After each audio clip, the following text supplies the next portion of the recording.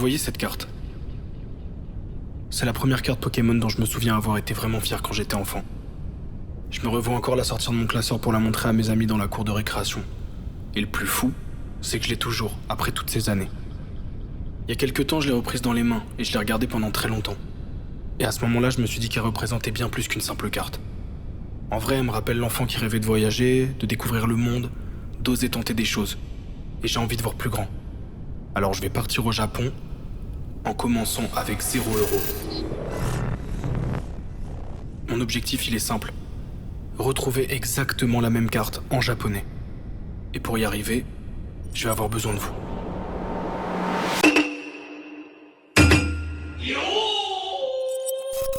Et du coup, vous allez sûrement me demander pourquoi je veux aller au Japon précisément. Évidemment, Pokémon, c'est l'une des raisons principales, mais c'est pas la seule. À vrai dire, j'y suis déjà allé en novembre dernier, et depuis ce moment, j'arrête pas de penser au Japon. Je vous jure, j'en parle au moins 3 fois par jour. Je vais évidemment vous faire le cliché de quand j'étais petit, je kiffais trop les mangas, je kiffais trop cette culture, j'étais vraiment attiré par cet endroit. J'ai l'impression que même le petit moi, il essayait déjà de comprendre pourquoi j'étais autant attiré. Et maintenant que j'y suis allé une fois, je pense avoir compris en fait. Il y a évidemment tout l'aspect culturel, les paysages, la nourriture, mais il y a aussi un aspect que j'admire chez les Japonais, c'est leur capacité à prendre soin de leurs objets dans le temps. Quand t'arrives là-bas et que tu fais les boutiques d'occasion, par exemple, t'as vraiment l'impression de te retrouver dans le passé. Ils ont conservé des magazines, des CD, des DVD, des jeux vidéo, des cartes, tout ça dans des états qui sont impressionnants. Et la carte que vous avez vue en introduction de cette vidéo, c'est exactement ce qu'elle représente pour moi. Du coup, avec tout ça, je pourrais vous dire que j'ai envie de partir au Japon juste parce que j'aime le pays ou sa culture, mais comme je vous l'ai dit, la vraie raison est ailleurs. En grandissant, j'ai eu l'impression de devoir abandonner beaucoup de rêves derrière moi. Mais aujourd'hui, j'ai plus envie de penser comme ça. J'ai envie de tout essayer pour réaliser mes rêves, justement. Et cette carte, en réalité, elle me rappelle juste l'enfant que j'étais, qui était rempli de rêves, qui voulait voyager, voir le monde, découvrir des cultures, des gens. Et donc cette fois, je vais essayer de faire honneur à cette carte. Tout commence aujourd'hui et on va aller récupérer sa sœur nippone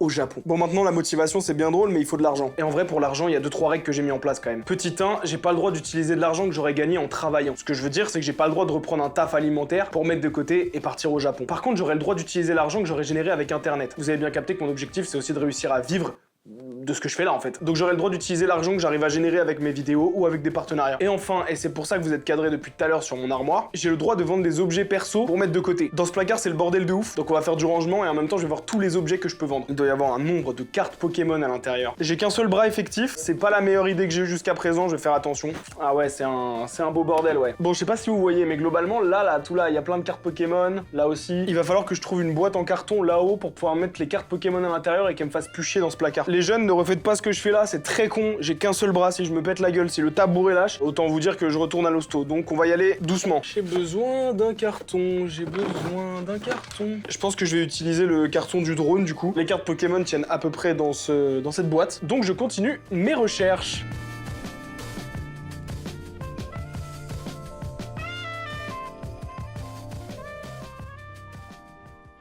Pour l'instant, je fais juste du ménage.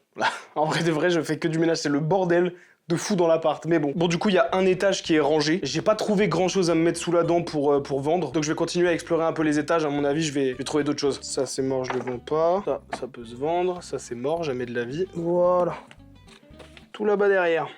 Il y a tellement de bouquins. Je suis en train de plus foutre le bordel que de réellement trouver ce que je dois faire en fait. Mais non, c'est les ex dont je m'en bats les couilles. Je pense que dans cette armoire, il va y avoir que des livres. Donc je vais aller faire le tri dans les livres. Ensuite, je vais faire une petite pile de tous les livres de l'appart que j'ai envie de vendre. Et ensuite, on fera un tri dans les vinyles. Je pense qu'il y a moyen de se tirer un petit billet, je dirais entre 50 et 100 euros. C'est déjà ça. Parce qu'en vrai, un billet pour aller au Japon dans la période où je veux y aller, c'est 800 balles. Aller-retour. Donc en vrai, ça se fait. C'est plus une fois sur place que ça va être galère. Mais bref, on verra ça plus tard. Dans les trouvailles, on a ça. J'espère que ça va rapporter genre 20 balles, un truc comme ça. J'ai rangé le placard, au moins j'ai fait un peu d'espace dedans. J'ai juste trouvé quelques livres que je peux vendre. Le reste, franchement, c'est que des trucs auxquels je tiens. J'ai toute ma collection de My Hero Academia aussi qui est là à gauche et que j'aimerais bien vendre tout simplement. Du coup, tous les My Hero Academia, ils sont déjà en vente sur Vinted. Là, je vais m'occuper des vinyles. Ça va être un peu plus long parce qu'il va falloir checker le prix de chacun, le noter, ça va prendre du temps. Et donc à partir de ce moment-là, mon micro, il a eu une couille. Du coup, on reprend en voix off tout simplement. J'ai commencé par faire 2 piles avec les vinyles qui m'appartenaient et les vinyles qui appartenaient à ma copine. Parce que je vais pas vendre les vinyles qui appartiennent à ma copine. Je sais que business is business, mais il y a des limites. Et du coup, j'ai aussi inspecté tous les vinyles pour être sûr qu'ils étaient en plutôt bon état, que je pouvais les vendre sans trop craindre d'avoir